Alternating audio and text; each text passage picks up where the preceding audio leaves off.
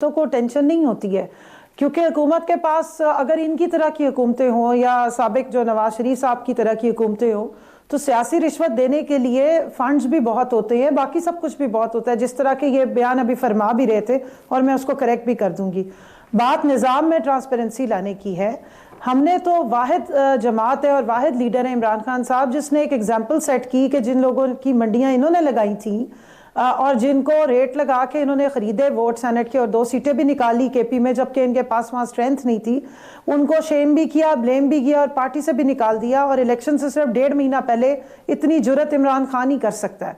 मसला सारा ये कि एक ज़माने से ये सियासी मंडियाँ लग रही हैं। मेरे पास ये चार्टर ऑफ डेमोक्रेसी जो ये जमहूरियत के चैंपियंस ने लिखा था और साइन किया था 2006 में, आज 15 साल हो गए। इसकी शिक नंबर 23 के 2 जुमले बोल देती हूँ। To prevent corruption and floor crossing, all votes for the Senate and indirect seats will be by open identifiable ballot। 2006-7 में तो पीटीआई ना सेनेट में थी, ना सूबाई असेंबलियों में थी, ना कौमी असेंबली में थी। तो उस वक्त कौन से लोग करप्शन किया करते थे और कौन लोग फ्लोर क्रॉसिंग करते थे और किसको टेंशन थी जब ये आपने क्राफ्ट किया था 23वीं शेक और फिर आपने इस पे अमल नहीं किया। 10 साल आप दोनों की हुकूमतें रहीं जो आज पीडीएम की जमातें हैं। आपने सारे बाकी वो काम किए जो आपको सूट करते थे। आपने वजीर आजम को तीसरी टर्म तो जरूर दिलवा दी मिसाके जमहूरियत में, मगर जहां पे ये सियासी लास्ट नदीम साहब एक सिर्फ सुन ले, सियासी रिश्वत की ये बात कर रहे हैं। 15 करोड़ रुपया डेवलपमेंट फंड जा रहा था एमएनएस को और हमेशा स्कीम्स आती हैं सस्टेनेबल डेवलपमेंट गोल्स के अंडर। जिस इलाके में जो चीज डेवलप करनी है उसकी स्कीम जमा कराती, किसी के हाथ में पैसे नहीं जाते। दूसरी बात, फिस्कल ईयर स्टार्ट होता है जुलाई से, जून में खत्म होगा, जुलाई से शुरू होगा। और वजीर आजम ने कहा कि हम अभी सोचेंगे, नेक्स्ट टाइम हमारे पास क्वेश्चन हुआ तो जिन इलाकों में ज्यादा डेवलपमेंट की जरूरत है वो नहीं। अच्छा, मैं कादर साहब की बात का भी जवाब देती हूँ। मैं आजिज धामरा साहब को इतना बता दूं, ये मिसालें तो आप दे रहे हैं और मैंने भी यही बात की कि यहाँ मंडियाँ लगती हैं, लोगों के ज़मीर फरोख्त होते हैं, खरीदे जाते हैं।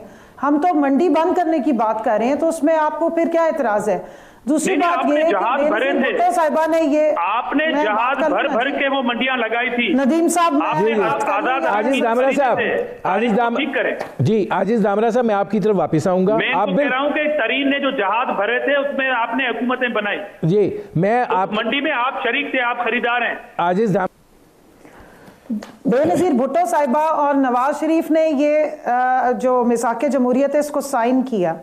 आज क्या वजह है कि जरदारी लीग जो है वो इससे इनकार कर रही है, जो बेनजीर साहिबा डॉक्यूमेंट दे के गई? इसकी वजह यह है कि जमहूरियत के नाम पे जो मौरूसियत के लिफाफों में लिपटी हुई शक्लें हमें नजर आती हैं, वो जमहूरियत के किसी रवैये को, रास्ते को अपनाना नहीं चाहती हैं।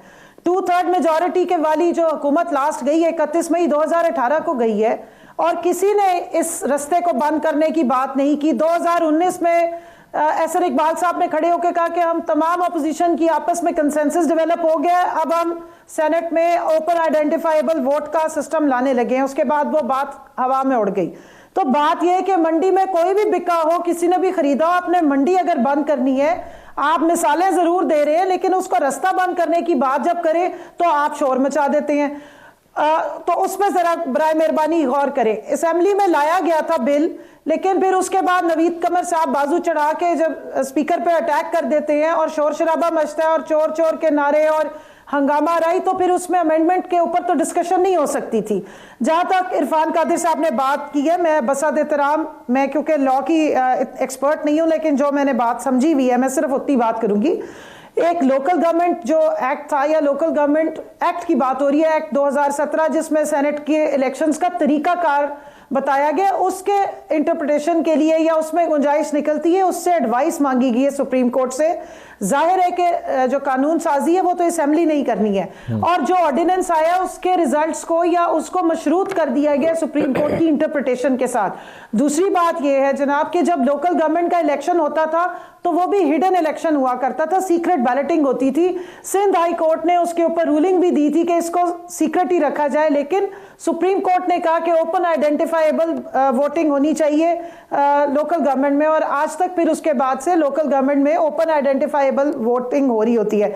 दूसरा, मैं बसद एहतराम धामरा साहब से पूछना चाहूंगी कि बेनजीर साहिबा ने और आपकी पार्टी ने जब ये सारा शिक क्राफ्ट की थी ओपन आइडेंटिफाइबल वोट सेनेट में, तो आपने क्या तरीकेकार सोचा था? क्या? आपने कौन सी तरह मीम सोची थी, वो क्यों सोची नहीं थी? सामने